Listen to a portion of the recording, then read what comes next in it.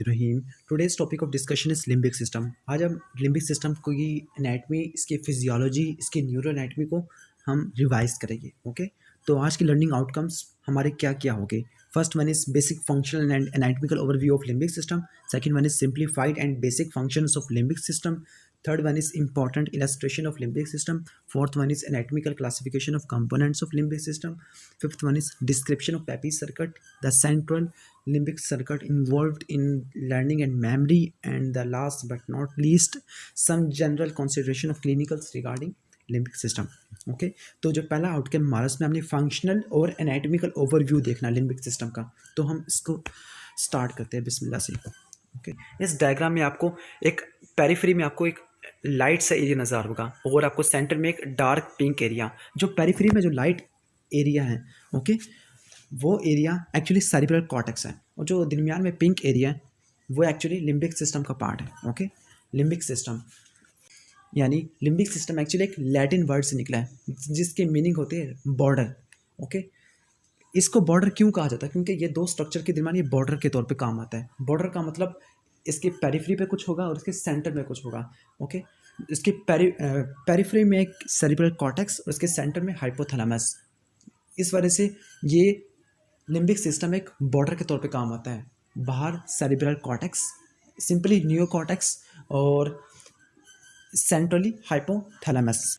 ये कहाँ पे होगा? ये होगा सेरिब्रम में होगा। सेरिब्रम की कौन से सरफेस के ऊपर? क्योंकि आपको पता है सेरिब्रम की तीन सरफेस होती है, superior surface, medial surface and inferior या बेजल सरफेस। तो कौन सी सरफेस के अपने हमें लिम्बिक सिस्टम देखने को मिलता है? तो स्पेसिफिकली इंफीरियर और बेजल सरफेस ऑफ सेरिब्रम, यहाँ लिम्बिक सिस्टम मौजूद होता है।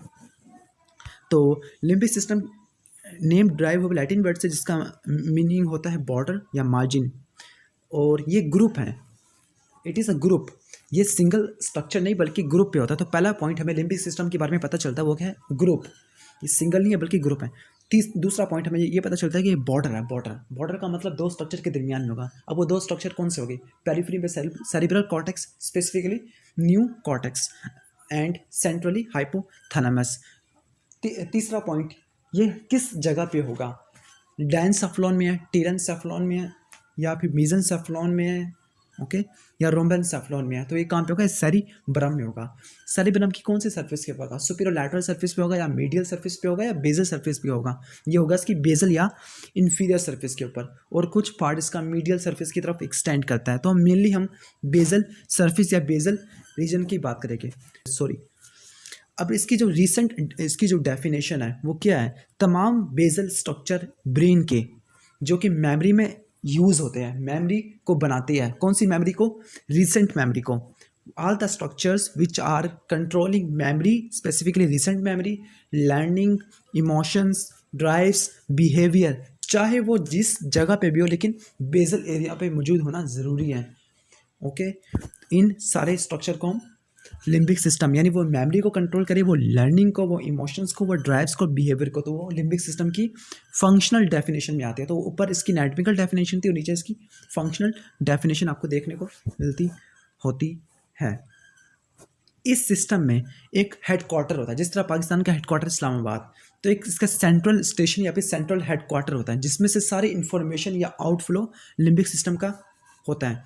लिम्बिक सिस्टम का सारा आउटफ्लो इसी हेडक्वार्टर से पास करता है। वो हेडक्वार्टर एक्चुअली है कौन? वो है हाइपोथैलेमस। हाइपोथैलेमस को हेडक्वार्टर क्यों कहा जाता है? क्योंकि हाइपोथैलेमस के लेवल पर चार फंक्शंस इंटीग्रेट होते हैं। वो चार फंक्शन कौन से हैं? एक पहला function somatic, second one is visceral, third one is endocrine, and fourth one is autonomic. Okay, somatic, visceral, endocrine और ऑटोनोमिक फंक्शन को मिलाकर एक कॉम्प्लेक्स रिस्पॉन्स देना, ये किसका फंक्शन होता है? हाइपोथैलेमस।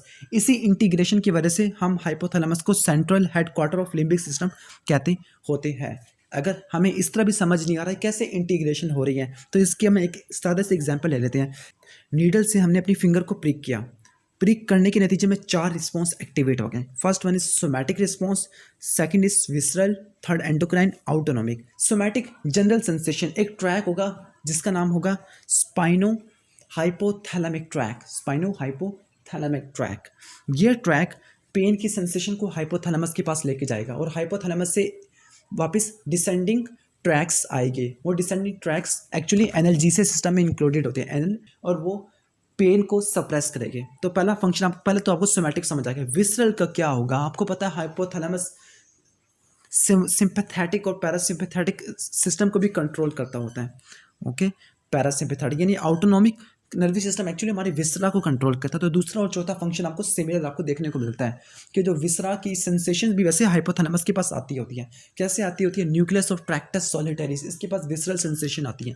न्यूक्लियस ऑफ ट्रैक्टस सॉलिटरीज के बाद इंफॉर्मेशन आपके हाइपोथैलेमस की तरफ सेंड की जाती है और हाइपोथैलेमस से कोई ना कोई ऑटोनॉमिक रिस्पॉन्स आता है। सोमैटिक सेंसेशन भी हो गया हमारा, विसरल सेंसेशन भी हो गया। तीसरी टाइप की सेंसेशन कौन सी है? एंडोक्राइन कंट्रोल क्या होगा? आपको पता है हाइपोथैलेमस बहुत सारे हार्मोन्स प्रोड्यूस करता है।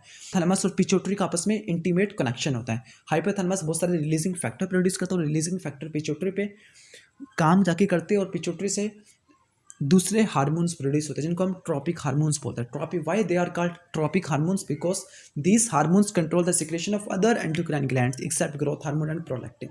Okay, fourth response should be autonomic. You know that hypothalamus control the basic circuitry of sympathetic and parasympathetic stimulation.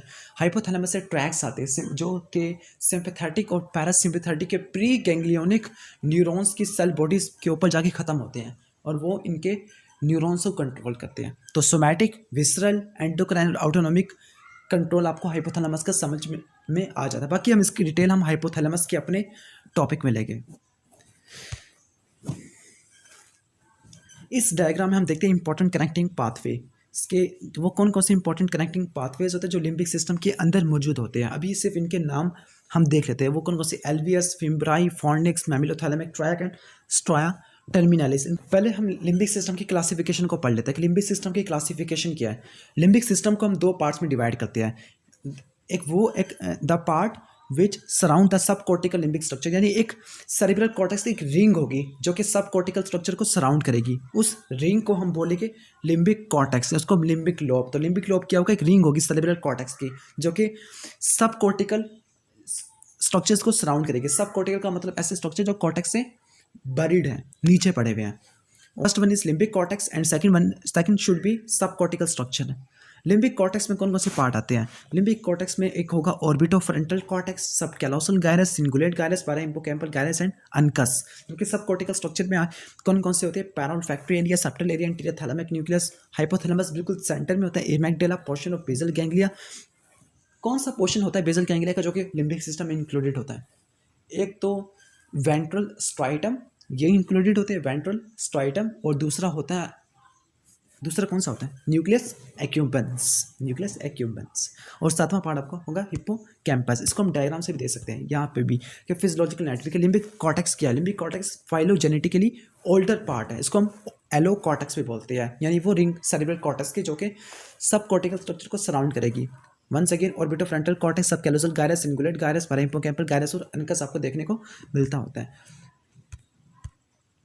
इसमें सब कॉर्टिकल स्ट्रक्चर में कौन कौन से हो गए? Hypothalamus, septum, paraolfactory area, वो ये चीज़ें हम देख चुके थे। इस first one is anterior most orbitofrontal cortex, then comes subcallosal gyrus, then comes cingulate gyrus, okay,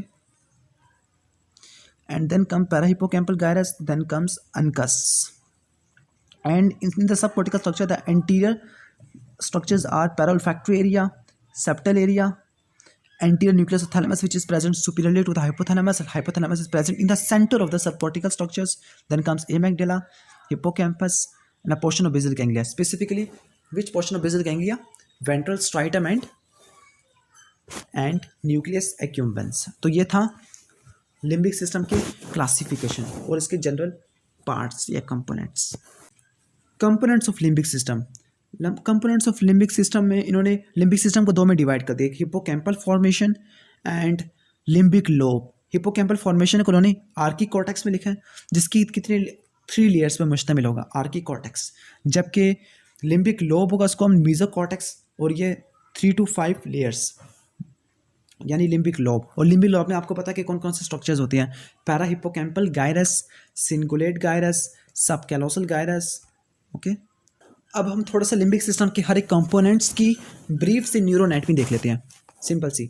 तो पहला जो स्ट्रक्चर है वो है, जब हम वर्ड यूज़ करते हैं हिप्पोकैम्पल फॉर्मेशन का, तो हिप्पोकैम्पल फॉर्मेशन के अंदर मजीद तीन स्ट्रक्चर्स आ जाते हैं। First structure is hippocampus, second structure is dentate gyrus and the third structure is para hippocampal gyrus या सिंपल सा जायरसिपर। हिप्पोकैम्पल फॉर्मेशन में मजीद तीन स्ट्रक्चर्स आ जाती हैं। पहला होगा हिप्पोकैम्पस, दूसरा डेंटेट गायरस और तीसरा होगा पैरा हिप्पोकैम्पल गायरस होगा। तो हम इनको देख लेते हैं। हिप्पोकैम्पस को पहले स्टडी करते हैं। हिप्पोकैम्पस एक्चुअली एक ग्रे मैटर है, एक मैस है ग्रे मैटर का, और ये एक्चुअली कहाँ पे होगा, टेम्पोरल लोब में होगा। और टेम्पोरल लोब के अंदर एक कैविटी होती है, उस कैविटी को बोलते हैं inferior horn of lateral ventricle. जब हमने पढ़ा था कि सेरेब्रल कॉर्टेक्स की जो कैविटी होती है उसको बोलते हैं लैटरल वेंट्रिकल। और जो लैटरल वेंट्रिकल के मजीद 3 हॉर्न्स होते हैं, anterior horn, posterior horn and inferior horn. Anterior horn के लोब में होगा, फ्रंटल लोब में होगा। पोस्टीरियर हॉर्न कहाँ में होगा, ऑक्सीपिटल लोब में। और इंफीरियर हॉर्न टेम्पोरल लोब में। और हिप्पोकैम्पस कहाँ पे होगा, टेम्पोरल लोब में। तो उसका मतलब क्या होगा कि पूरा एक मैस है ग्रे मैटर का, जिसने तकरीबन पूरे के पूरे almost inferior horn of third ventricle को उसने कवर किया हुआ है। You can see in this diagram, this is the cavity of inferior horn of lateral ventricle। समझ में आते हैं कि ये मैस है ग्रे मैटर का, जो कि था inferior horn of lateral ventricle को कवर करेगा। अब inferior horn of lateral ventricle के भी कुछ पार्ट्स होते हैं, तो कौन से पार्ट को कवर करेगा, ये एक्चुअली कवर करेगा floor of inferior horn of lateral ventricle। Okay, इसका रूफ भी होता है, इसका एक फ्लोर भी होता है। तो ये floor of inferior horn of lateral ventricle को कवर करता है। तो पहला पॉइंट क्या हो गया, floor of inferior horn of lateral ventricle. दूसरा पॉइंट क्या होगा, दूसरा पॉइंट ये होगा कि इसका एक पार्ट होता है, इसका एंटीरियर एंड होता है, होकर एक स्ट्रक्चर बनाता है, उसको बोलते हैं पेस हिप्पोकैम्पाई। पेस हिप्पोकैम्पाई। तो दूसरा पॉइंट क्या होगा, इसके एंटीरियर एंड की एक्सपेंशन से क्या मतलब है, पेस हिप्पोकैम्पाई या पेस हिप्पोकैम्पस बोल लेते हैं। हिप्पोकैम्पस को हिप्पोकैम्पस इसलिए बोलते हैं क्योंकि इसकी जो शेप होती है वो सी हॉर्स, दरियाई घोड़े जैसी इसकी शक्ल होती है। तो हम सी हॉर्स भी बोलते हैं, या फिर सिंपल हम हिप्पोकैम्पस भी बोलते होते हैं। वो सरफेस जो कि inferior horn of lateral ventricle के फ्लोर की तरफ होगी, इसको हम बोलेंगे एपेंडाइमल सरफेस। क्या बोलेंगे इसे हम, एपेंडाइमल या फिर वेंट्रिकुलर सरफेस बोलेंगे। क्यों इसे वेंट्रिकुलर सरफेस या एपेंडाइमल सरफेस बोलेंगे, वेंट्रिकुलर सरफेस क्यों, क्योंकि वेंट्रिकल की तरफ है। एपेंडाइमल सरफेस क्यों बोलेंगे, क्योंकि ये एपेंडाइमा से कवर होगा, ये सरफेस एपेंडाइमा से कवर होगी। और इसी सरफेस से एक वाइट मैटर निकलेगा हिप्पोकैम्पस से, उस वाइट मैटर को बोलते हैं हम एलवीएस। एलवीएस से आगे वाइट मैटर कंटिन्यू होगा फिम्ब्राई, फिम्ब्रियाई आगे क्रसोफॉर्निक्स बनेगा, और ये आगे वाइट मैटर का ट्रैक बनेगा, जिसको हम अभी देखते हैं फॉर्निक्स की हेडिंग में। ये भी हो जाएगा हमारा। स्प्लीनियम ऑफ कॉर्पस कैलोजम लिखा होगा, स्प्लीनियम ऑफ कॉर्पस कैलोजम। तो स्प्लीनियम ऑफ कॉर्पस कैलोजम पे आके हिप्पोकैम्पस क्या होता है, खत्म हो जाता है। तो अब स्प्लीनियम क्या है, कॉर्पस कैलोजम के डिफरेंट पार्ट्स होते हैं, जैसे इसका एक रोस्ट्रम होता है, इसके एक बॉडी होते हैं, इसका एक स्प्लीनियम होता है, और इसका एक जीनू होता है। तो ये इसके 4 इंपॉर्टेंट पार्ट्स थे कॉर्पस कैलोजम के। तो किस पार्ट के बीनीथ ये जाके खत्म होता है, हिप्पोकैम्पस, ये स्प्लीनियम पे जाके खत्म होगा। तो हमने हिप्पोकैम्पस के बारे में कुछ बातें यानी पहली बात है कि इसकी एनाटॉमिकल लोकेशन क्या होगी, floor of inferior horn of lateral ventricle. इसका इंटीरियर एंड की एक्सपेंशन से पेस हिप्पोकैम्पाई बनता है, और इसको हिप्पोकैम्पस इसलिए बोलते हैं क्योंकि सी हॉर्स की शक्ल मिलती है। इसकी वेंट्रिकुलर सरफेस एपेंडाइमा से कवर होगी, वहाँ से एलवीएस निकलता है, एलवीएस से फिर वो फिम्ब्रियाई से क्रसोफॉर्निक्स, और इसको हमने फॉर्निक्स में देखना है। और हिप्पोकैम्पस की टर्मिनेशन कहाँ पे होगी, स्प्लीनियम ऑफ कॉर्पस कैलोजम के beneath. Dentate gyrus, dentate gyrus क्या, ये भी एक ग्रे मैटर का एक मैस है। इसकी एनाटॉमिकल लोकेशन कहाँ पे होगी, इसकी एनाटॉमिकल लोकेशन 2 स्ट्रक्चर के दरमियान में है। एक हिप्पोकैम्पस में से एक वाइट मैटर निकलता है, उस वाइट मैटर के को बोलते हैं एलवीएस। एलवीएस आगे कन्वर्ज होकर क्या बनाता है, फिम्ब्रियाई बनाता है। तो आपको इस डायग्राम में fimbriae, this is fimbriae and parahippocampal gyrus, इन दोनों के दरमियान में एक डेंटेट यानी टूथ लाइक प्रोजेक्शन होगी। उस टूथ लाइक प्रोजेक्शन को क्या बोलते हैं हम, डेंटेट गायरस। डेंटेट जिस तरह हिप्पोकैम्पस की टर्मिनेशन कहाँ पे होती है, स्प्लीनियम ऑफ कॉर्पस कैलोजम के बीनीथ। अब इसकी जो टर्मिनेशन होती है, इसकी टर्मिनेशन एक्चुअली किसी और स्ट्रक्चर से कंटिन्यूस होकर होती है। मिसाल के तौर पर जो डेंटेट गायरस है वो एक स्ट्रक्चर जिसको बोलते हैं एंडोजियम ग्रेजियम, उससे जाके कंटिन्यूस हो जाता है। In this diagram we can see the dentate gyrus. Dentate gyrus is actually continuous posteriorly with the endozium grazium। endozium grazium actually एक वेस्टिजियल स्ट्रक्चर है जो कि कॉर्पस कैलोसम के ऊपर और सिंगुलेट गायरस के नीचे इनके दरमियान में पड़ा हुआ होता है, और ये वेस्टिजियल लेयर होता है ग्रे मैटर की, जिसका हमारी बॉडी में कोई इतना ज़्यादा सिग्निफिकेंट फंक्शन नहीं होता। और इस ग्रे मैटर में से एक वाइट मैटर के बंडल्स निकलते हैं, उस वाइट मैटर के बंडल्स को हम बोलते हैं हम लॉन्गिट्यूडनल स्ट्राया, लॉन्गिट्यूडनल स्ट्राया। और ये दो होती है depending upon orientation, medial and lateral longitudinal striae. तो ये again they are vestigial but they are white matter. Anteriorly dentate gyrus किससे आगे कंटिन्यू होता है, एक स्ट्रक्चर था उसको बोलते हैं हम अनकस, ओके अनकस। तो डेंटेड गायरस के बारे में हमने क्या बातें पढ़ ली। पहली बात है कि ये भी ग्रे मैटर का एक मैस है, कहाँ किसके दरमियान में मौजूद होता है, हिप्पोकैम्पस के फिम्ब्रियाई और पैरा हिप्पोकैम्पल गायरस के दरमियान में होता है। पोस्टीरियरली किससे कंटिन्यूस होगा और एंटीरियरली किससे कंटिन्यूस होगा, पोस्टीरियरली ये फिम्ब्रियाई को एकम्पनी करते हुए, फिम्ब्रियाई के साथ चलते हुए ये कंटिन्यूस होगा इंड्यूसियम ग्रीजियम। इंड्यूसियम ग्रीजियम एक वेस्टिजियल लेयर है ग्रे मैटर की, जो कि कॉर्पस कैलोसम की सुपीरियर सरफेस को कवर करती है और सिंगुलेट गायरस की इंफीरियर सरफेस को। और इसमें से क्या निकलता है, इंड्यूसियम ग्रीजियम से दो medial and lateral longitudinal striae जो कि वाइट मैटर है। और एंटीरियरली डेंटेड गायरस किससे कंटिन्यूस होगा, अनकस से। Next part of hippocampal formation is para hippocampal gyrus. Parahippocampal gyrus ये वो स्ट्रक्चर है जो कि वंस अगेन इसकी एनाटॉमिकल लोकेशन क्या होगी, पैरा हिप्पोकैम्पल गायरस की, तो ये होगा कोलैटरल सल्कस के दरमियान में एंड द हिप्पोकैम्पल सल्कस, जो कि हिप्पोकैम्पल फिशर बनाएगा। This is the collateral sulcus and this is hippocampal sulcus. The sulcus which is produced due to the anatomical location of hippocampus is called hippocampal sulcus, and second one is collateral sulcus. Collateral sulcus और hippocampal sulcus यहाँ पे इसको हम hippocampal fissure भी बोलते हैं। तो hippocampal fissure और collateral sulcus के दरमियान जो एक स्ट्रक्चर होगा, एक ग्रे मैटर होगा, उसको बोलते हैं हम पैरा हिप्पोकैम्पल गायरस होगा। और ये किससे कंटिन्यूस होगा, पैरा हिप्पोकैम्पल गायरस किससे कंटिन्यूस होता है, ये हिप्पोकैम्पस से ही कंटिन्यूस होता है along the medial edge of temporal lobe. Temporal lobe के मीडियल एज पे जाते हुए पैरा हिप्पोकैम्पल गायरस कंटिन्यूस हो जाता है, एक्चुअली हिप्पोकैम्पस से हो जाता है। In this diagram we can see that indusium griseum is actually a vestigial layer of grey matter जो कि कॉर्पस कैलोसम की सुपीरियर सरफेस को कवर करता है। और इसमें से दो ट्रैक्स या फिर दो वाइट मैटर के बंडल्स निकलते हैं, medial longitudinal striae and lateral longitudinal strata. This is the medial longitudinal stria, this is lateral longitudinal stria. Indusium griseum covering the genome of corpus callosum, indusium griseum covering the superior surface of body of corpus callosum, indusium griseum covering the splenium of corpus callosum. इसका मतलब ये corpus callosum के तकरीबन all parts को cover करेगा। Histological structure of hippocampus and dentate gyrus, कि हम histology में क्या इसका स्ट्रक्चर होगा, कि हम हिप्पोकैम्पल फॉर्मेशन का स्पेसिफिकली जो तो cortical structure of parahippocampal gyrus, इसकी 6 लेयर्स होती है। Outermost molecular, then comes external granular, then comes external pyramidal, then comes internal granular, then comes internal pyramidal, then comes multiform layer या polymorphic layer. जबकि hippocampus की 3 layers होती है। Outermost molecular जिसमें काफ़ी ज़्यादा डिफ्यूज डेंस अरेंजमेंट होती है, जबकि middle most layer is pyramidal layer. Pyramidal layer के जो डेंड्राइट्स होते हैं वो किससे साइनैप्स करते हैं, axons of granular cells of dentate gyrus. और इसके जो एक्सॉन्स होते हैं पायरामिडल सेल्स के, वो एक वाइट मैटर बनाते हैं, उसको बोलते हैं एलवीएस बोलते हैं। जबकि जो इनर मोस्ट लेयर है हिप्पोकैम्पस की, वो पॉलीमॉर्फिक लेयर। और पॉलीमॉर्फिक लेयर में डिफरेंट टाइप के न्यूरॉन्स होते हैं, जैसे यहाँ पर स्टीलेट भी हो सकते हैं, यहाँ पर फ्यूजिफॉर्म भी हो सकते हैं।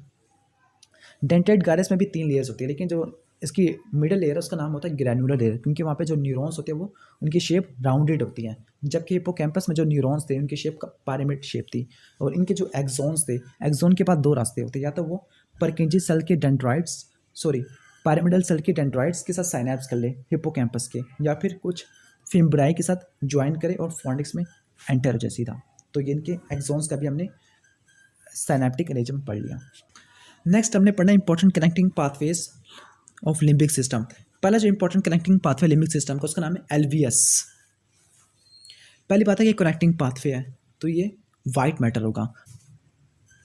एलवीएस एक्चुअली एक वाइट मैटर की लेयर होती है जो कि इसकी सुपीरियर या फिर वेंट्रिकुलर सरफेस ऑफ हिप्पोकैम्पस को कवर करती है। पहला जो कनेक्टिंग पाथ है उसका नाम है एलवीएस। एलवीएस क्या है, एलवीएस एक थिन लेयर है वाइट मैटर की जो कि हिप्पोकैम्पस की वेंट्रिकुलर सरफेस को कवर करती है। हम पहले पढ़ चुके हैं कि जब हिप्पोकैम्पस की जो वेंट्रिकुलर सरफेस थी जो कि inferior horn of lateral ventricle को कवर करती थी, उसमें से एलवीएस की ओरिजिन होता था। तो एलवीएस एक लेयर है वाइट मैटर की जो इसकी सुपीरियर या फिर वेंट्रिकुलर सरफेस को कवर करती है। इसकी जो फॉर्मेशन होती है, इसकी फॉर्मेशन होती है, इसका ओरिजिन होता है axons of pyramidal cells in the hippocampus. यानी हिप्पोकैम्पस की जो पायरामिडल लेयर है उसके अंदर पायरामिडल न्यूरॉन्स होते हैं। पायरामिडल न्यूरॉन्स के जो एक्सॉन्स मिलकर एक वाइट मैटर बनाते हैं। उस वाइट मैटर को हम एलवीएस बोलते हैं, जो उसकी सुपीरियर सरफेस को कवर करता होता है। फिर इसके जो फाइबर्स हो गए, इसके फाइबर कन्वर्ज हो गए, इसके फाइबर हिप्पोकैम्पस के मीडियल बॉर्डर पे कन्वर्ज होकर एक बंडल बनाएंगे। उस बंडल को बोलते हैं हम फिम्ब्रियाई बोलते हैं। उस bundle, this is the fimbriae and the fimbriae कैसे बना होगा? फिम्ब्रियाई इस जब बना होगा जब एलवीएस के fibres medial border of hippocampus के ऊपर कन्वर्ज हुए होंगे तो बनता होगा फिम्ब्रियाई। अब फिम्ब्रियाई हिप्पोकैम्पस के पोस्टीरियर एंड से लीव करता है और पोस्टीरियर एंड से लीव करने के बाद एक स्ट्रक्चर्स बनाएगा बायलैटरली। उन दो स्ट्रक्चर को बोलेंगे हम करस, या इनको प्लूरल हम क्रूरा भी बोलते हैं। तो करस ऑफ फॉर्निक्स आपको नजर आएगा। This is the crus of fornix and this is the fimbriae of fornix. अब करस ऑफ फॉर्निक्स क्या करेगा? दोनों साइड पर, राइट और लेफ्ट साइड पर, ये पीछे की तरफ कर्व करेंगे। पीछे की तरफ कर्व करने के पीछे की तरफ और थोड़ा ऊपर की तरफ कर्व करेंगे। स्प्लीनियम ऑफ कॉर्पस कैलोजम के नीचे कर्व करेंगे और कर्व होने के बाद ये कन्वर्ज हो गए। कन्वर्ज होने के बाद एक स्ट्रक्चर बनाएंगे। स्ट्रक्चर को बोलते हैं हम body of fornix. Body of fornix, this is the body of fornix. तो पहले एलवीएस, पहले हिप्पोकैम्पस, हिप्पोकैम्पस में पायरामिडल न्यूरॉन्स, इनके exons, then comes LVS, then comes fimbriae, then comes the body of fornix, sorry, the fimbriae, then comes crura और करस of fornix, then comes the body of fornix। और आप एक कमीशर होता है जो कि दो क्रूरा को आपस में जोड़ता होता है, दो करस को आपस में जोड़ता होता है, राइट और लेफ्ट को। उस कमीशर को बोलते हैं हम कमीशर ऑफ फॉर्निक्स। अब बॉडी ऑफ फॉर्निक्स तो बन गया। इस बॉडी ऑफ फॉर्निक्स से कॉलम ऑफ फॉर्निक्स, और कॉलम ऑफ फॉर्निक्स एक स्ट्रक्चर अब आके खत्म होता है। स्ट्रक्चर का नाम है mammillary body. Mammillary body, mammillary body से फिर एक ट्रैक ओरिजिन लेगा। उस ट्रैक का नाम होगा मैमिलोथैलेमिक ट्रैक। और मैमिलोथैलेमिक ट्रैक का मतलब ये मैमिलरी बॉडी को एंटीरियर न्यूक्लियस ऑफ थैलेमस से जोड़ता होता है। मैमिलोथैलेमिक ट्रैक एक्चुअली एक पार्ट है किसका? पैपीज सर्किट का। यानी ये मैमिलरी बॉडी और एंटीरियर न्यूक्लियस ऑफ थैलेमस को आपस में जोड़ता होता है।